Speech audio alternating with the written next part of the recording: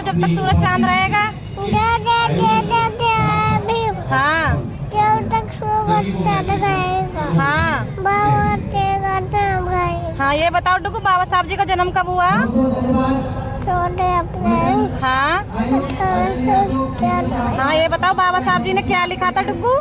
संविधान। हाँ, संविधान से हमें क्या अधिकार मिले थे? पानी पीने की दुकान। पानी पीने का अधिकार। ये बताओ बाबा साहब जी की मम्मी जी का क्या नाम था? भीमाबाई। हाँ, उनके पापा जी का क्या नाम था?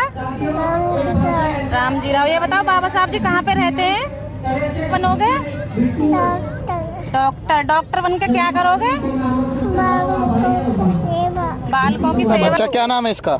डुग्गू गौतम। जो कि पूर्ण तरीके से अपाहिज है, इसके शरीर में हड्डी नहीं बताए जाते, इसके शरीर में हड्डी नहीं है, इसकी माता जी कह रही हैं। और इस अवस्था में और इस व्यवस्था में इस छोटे से बच्चे ने बुद्ध वंदना सुना दी,